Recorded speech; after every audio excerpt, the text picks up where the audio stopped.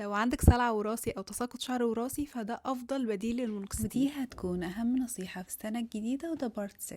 ريدينسيل، بروكابيل، أمنكسيل، كابكسيل، كل دي بيقولوا إن هي بدايل للمونوكسيديل، بس اوعي تقع في الفخ ده. الحاجات دي كلها قالوا إن هي بتوقف هرمون الدي اتش تي مسؤول عن الصلع الوراثي، ولكن والله بالتجارب تأثيرهم ضعيف جدا ولا يقارن إطلاقا بالمونوكسيديل. دي نقطة رقم واحد. نقطة رقم اتنين، الناس اللي بقالها فترة طويلة جدا بتعاني من الصلع الوراثي اوريدي البصيلات بدأت تفضى عندهم، هم لو لجأوا الريدينسيل أو الكابكسيل، البروكابيل، الحاجات دي كلها أول العلاج بدون استخدام مونوكسيديل، الحاجات دي كلها أصلا مش هتوجد بصيلات خالص، شعر مش هينمو من الأساس، بالعكس مش هتشوفوا أي نتيجة منه خالص، مش بيكون ليهم أي تأثير إطلاقا بدون استخدام مونوكسيديل. فأنت الحقي نفسك البصيلة عمالة تضعف وتختفي وأنت عمالة تجربي. الصح انكم تستخدموا الاول المينوكسيديل يوجد بصيلات، البصيله تطلع شعره واتنين وتلاته، ممكن تستخدمه كعامل مساعد معاه الحاجات التانية دي، ولكن مش بديله للمينوكسيديل. ما بقى لو عايزه تعرفي اصلا عندك ده تساقط شعر وراثي او صلع وراثي ولا لا، فانا نزلت فيديو عن الموضوع ده كله بالتفصيل.